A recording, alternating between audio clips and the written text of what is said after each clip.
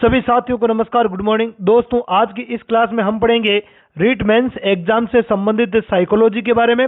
और इस क्लास में साइकोलॉजी के टॉप 10 क्वेश्चनों के बारे में अपन चर्चा करेंगे, जो कि अपने रीट मेंस में 20 अंक के होंगे। कितने अंक होंगे? 20 अंक के होंगे। तो ये जो क्लास है वो लेवल 1 और लेवल 2 दोनों ही प्रकार के अभ्यर्थियों के लिए इंपॉर्टेंट रहने वाली है। ठीक है, तो शुरुआत करते हैं आज के पहले प्रश्न की।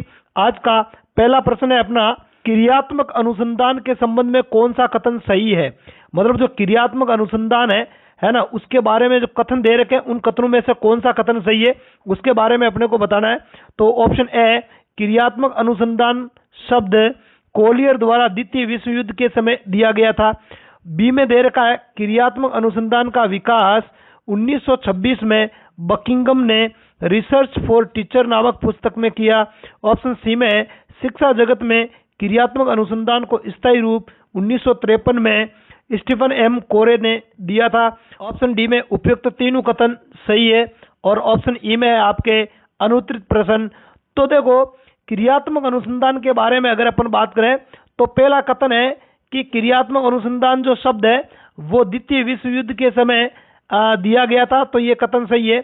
ऑप्शन बी में, क्रियात्मक अनुसंधान 1926 में बकिंगम ने रिसर्च फॉर टीचर पुस्तक में दिया था, तो ये भी सही है। और ऑप्शन 3 में है, सी में है, शिक्षा जगत में क्रियात्मक अनुसंधान को 1953 में स्टीफन एम कोरे ने स्थायी रूप प्रदान किया था, तो ये भी सही। इसका मतलब है कि तीनों कथन सही है, इसलिए इसका जो राइट आंसर है वो हो जाएगा अपने ऑप्शन डी हो जाएगा। क्या हो जाएगा? ऑप्शन डी हो जाएगा। अगले प्रश्न की बात करते हैं। दूसरा प्रश्न है आज का, शाब्दिक व गणितीय संकेत को समझने वाले व्यक्ति की बुद्धि थार्नडाइक के अनुसार है। मतलब इस प्रकार के व्यक्ति जो शाब्दिक और गणितीय संकेतों को समझ जाते हैं, ठीक है, तो इस प्रकार के जो व्यक्ति होते हैं उनकी बुद्धि किस प्रकार की होती है। ऑप्शन ए है मूर्त बुद्धि, ऑप्शन बी में है अमूर्त बुद्धि, ऑप्शन सी में है सामाजिक बुद्धि, और ऑप्शन डी में राजनीतिक बुद्धि, और ऑप्शन ई में है अनुत्तरित प्रश्न। आगे बात समझ में? तो इसका जो राइट आंसर है वो हो जाएगा अपने ऑप्शन बी हो जाएगा अमूर्त बुद्धि। मतलब इस प्रकार के जो व्यक्ति होते हैं जो गणितीय संकेतों को आसानी से समझ जाते हैं, तो अमूर्त बुद्धि तो है ना। आगे बात समझ में? मूर्त बुद्धि होती है वो मैकेनिकल है, इंजीनियर वगैरह उनमें होती है। आगे बात समझ में? ठीक है, अगले प्रश्न की ओर बढ़ते हैं। तीसरा प्रश्न है आज का, किसी राष्ट्र की उन्नति या प्रगति निम्न में से किस प्रकार के बालकों पर निर्भर करती है। मतलब कोई सा भी देश है तो उस देश की जो उन्नति होती है, जो प्रगति होती है, वो किस प्रकार के बालकों पर निर्भर करती है। ऑप्शन ए है प्रतिभाशाली, बी है सृजनशील, सी है विचारशील, ऑप्शन डी में है ए एवं बी दोनों, और ऑप्शन ई में अनुत्तरित प्रश्न। तो देखो, इस प्रकार के जो बालक होते हैं जो प्रतिभाशाली भी होते हैं और सृजनशील भी होते हैं, तो दोनों प्रकार के जो बालक है वो किसी देश की उन्नति का कारक बनते हैं। क्योंकि प्रतिभाशाली बालक है, ठीक है, वो हर चीज में टैलेंटेड होते हैं, और सृजनशील बालक है वो नई नई चीजों की रचना करते हैं, तो देश नई नई ऊंचाइयों को छूता है। इसलिए इसका जो राइट आंसर है वो हो जाएगा आपके ऑप्शन डी हो जाएगा। ए एवं बी दोनों सही है। अगले प्रश्न की बात करते हैं। चौथा प्रश्न है, बुद्धि से संबंधित दिए गए कॉलम 1 का मिलान कॉलम 2 से करके सही कूट को पहचानिए। मतलब यहाँ पे 2 कॉलम अपने को दे रखा है, और इन 2 कॉलमों में एक कॉलम में दे रखा है बुद्धि के सिद्धांत दे रखे हैं, और दूसरे में उनके जनक दे रखे हैं। तो अपने को सही मिलान करना है। तो पहले कॉलम 1 को पढ़ लेता है। कॉलम 1 में 1 नंबर पर दे रखा है बहुकारक सिद्धांत, 2 पर दे रखा है समूह कारक सिद्धांत, 3 पर त्रितंत्र सिद्धांत, और 4 पर है बहुबुद्धि सिद्धांत। इधर 1 के सामने है थ्रस्टन, बी में है थार्नडाइक, सी में है गार्डनर, और डी में स्टेनबर्ग। तो इनमें से अपने को अब सही मिलान करके कूट बताना है।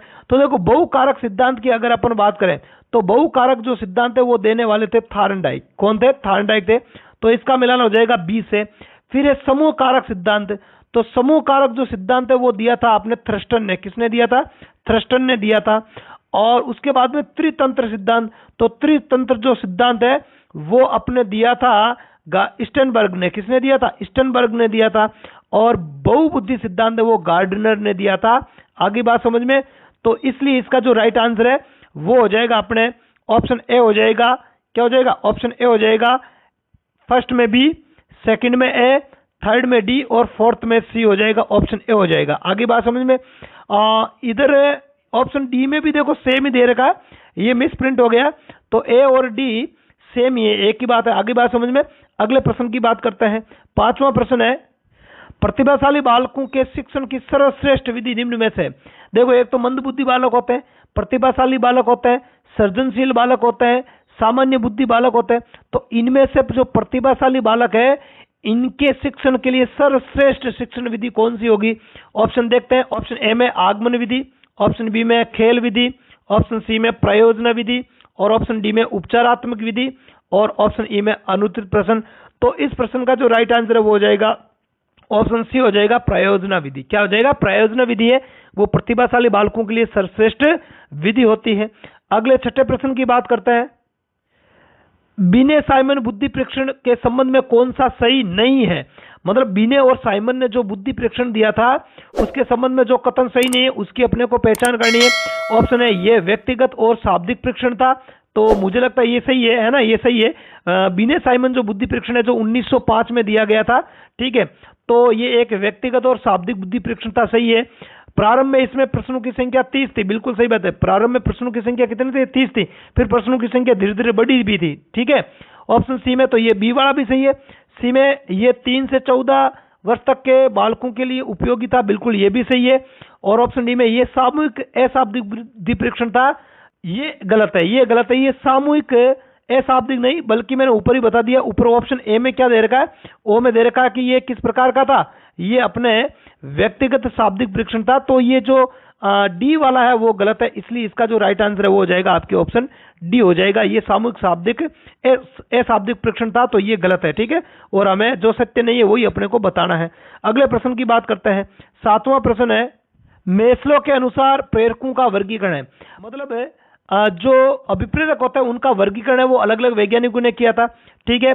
जैसे कि मेस्लो ने किया था, ठीक है। मेस्लो के अलावा बात करें तो थॉमसन ने भी किया था। किसने?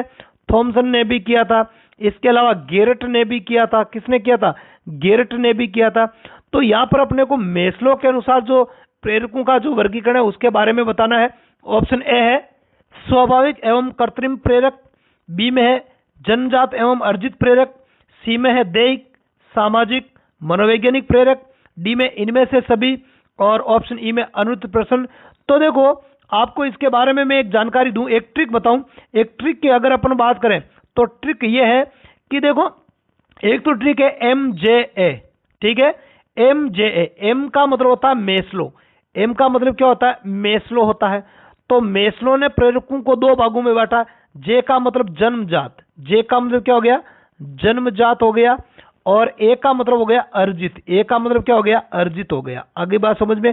तो अपने तो इस प्रश्न का जो राइट आंसर है वो मेस्लो का पूछा, तो मेस्लो के अनुसार जन्मजात और अर्जित, तो ऑप्शन है वो बी सही हो जाएगा। आगे बात समझ में, बी आ जाएगा। लेकिन 2 और ट्रिक मैं बताऊं, उसका भी आपको ध्यान में रखना है।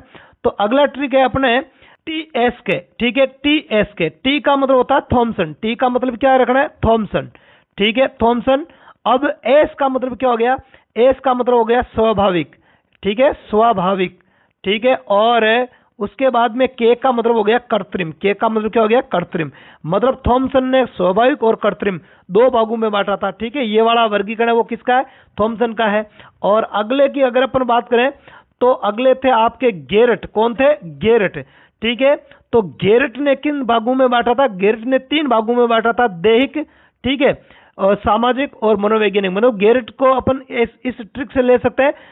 जी का मतलब गेरट हो गया, GDSM, GDSM, जी का मतलब गेरट हो गया, ठीक है। अब गेरट ने दैहिक, ठीक है, सामाजिक और मनोवैज्ञानिक, ये 3 प्रकार है उन्होंने बताए थे। आगे बात सुन, अगले प्रश्न पर बढ़ते हैं। 8वां प्रश्न है, संज्ञानात्मक आंदोलन के प्रवर्तक माने जाते हैं। तो संज्ञानात्मक आंदोलन के प्रवर्तक कौन माने जाते हैं? ऑप्शन ए में जीन पियाजे, ऑप्शन बी में अल्बर्ट बंडूरा, ऑप्शन सी में सिगमंड फ्राइड, ऑप्शन डी में स्टैनले हॉल, और ऑप्शन ई में है अनुत्तरित प्रश्न। तो इस प्रश्न का जो राइट आंसर है वो हो जाएगा आपके ऑप्शन जीन पियाजे वाला ए ऑप्शन हो जाएगा राइट। अगले प्रश्न की बात करते हैं। 9वां प्रश्न है, बुद्धि लब्धि ज्ञात करने का सही सूत्र है। तो देखो, IQ ज्ञात करने का सही फॉर्मूला अपने को बताना है।